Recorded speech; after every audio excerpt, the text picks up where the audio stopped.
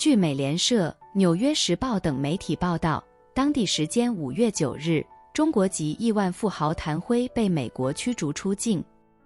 他因以他人名义参与政治捐献、移民欺诈和伪造身份文件等罪名，达成认罪协议，被判刑6个月，同意刑满释放后放弃绿卡，被美国驱逐出境。2023年10月2日，谭辉在美国曼哈顿广场酒店的一间公寓里被捕，罪名使用虚假身份证件。他随后被指控以他人名义参与政治捐献、移民欺诈和伪造身份文件等罪名。法庭文件显示，从2021年12月至2022年12月，谭辉以他人的名义向纽约市官员和国会候选人捐款 1.6 万美元，以骗取绿卡和佛罗里达州驾照。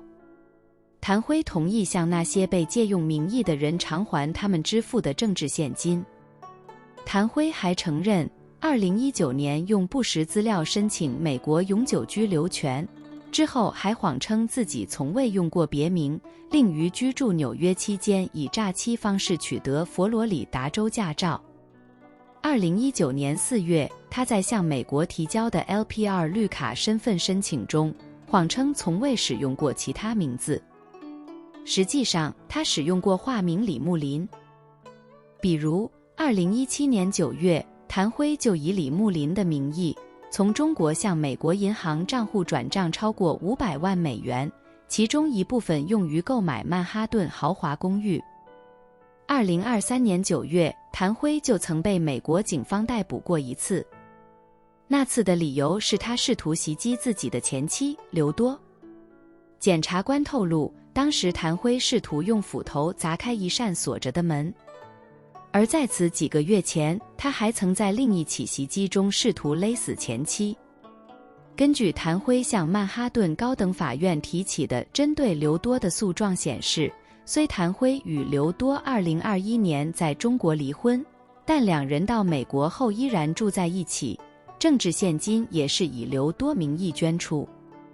根据公开资料，刘多在中国北京出生和长大，是2006年中国小姐和2008年中国模特大赛第1名。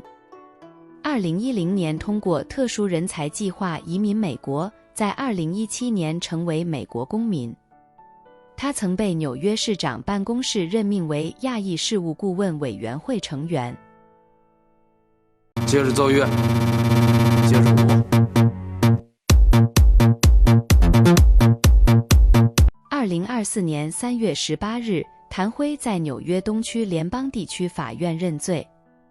他被指控以他人名义参与政治捐献、移民欺诈和伪造身份文件等罪名。如不认罪，谭辉将面临最高27年的监禁。认罪后，刑期将下调为6个月，以服刑时间计入刑期。谭辉承认从2021年纽约市长选举开始就利用自己的财产招募一些人，并出钱让他们代他捐出政治现金，但选举阵营并不知情。美媒报道称，他捐款的对象其中一人是纽约市长亚当斯，不过检察官说，所有竞选团队都不知道这些捐款是非法的。作为与检察官达成的协议的一部分，谭辉在本案中同意在服刑期满后离开美国，放弃美国绿卡，并被驱逐到美国以外的国家。当时，谭辉的律师亨利·马祖里克表示，我的当事人对案件得到解决感到高兴，他很高兴能了结此案，并期待着在美国以外的地方重新开始他的商业生涯。5月9日，在纽约长岛的法庭上，服刑期满的谭辉通过中文翻译向法官做了简短的发言，他流着泪为自己的行为道歉，称因为语言障碍，不太懂美国法律犯错。谭辉眼含泪水表示，担心自己无法再见到生活在美国的3个孩子，孩子将来的毕业典礼等重要时刻他都无法参加，只盼未来与孩子们仍能保持联系。谭辉的律师马祖里克告诉法官，我的客户是中国一名白手起家的商人，他的3000多家连锁影院因新冠疫情而毁于一旦。他的公司倒闭了，他被人起诉，他的妻子离开了他。他在布鲁克林臭名昭著的拘留中心服刑，已经为自己的错误付出了代价。在法庭上，法官同意检方的建议，在服刑期满后将其释放，然后被驱逐出境。谭辉被安排在几小时后飞往一个未指明的国家。他被美国联邦特工护送至机场，立即被永久驱逐出境。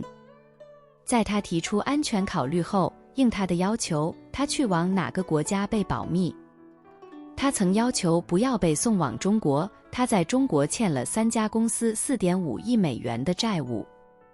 谭辉的律师马祖里克9日表示，谭辉已搭机离美，但他不愿指明目的地，仅说谭辉想要重建自己的生活。谭辉为卓京系掌门人。谭辉有民营传媒富豪第一人的称号，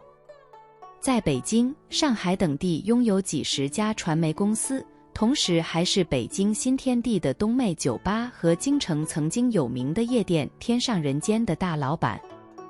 1995年，谭辉借款180万美元买下了一家夜总会，并改名为天上人间，并将其发展成北京最知名的夜总会，内部极致奢华。2005年，已成烫手山芋的天上人间被谭辉转手卖掉。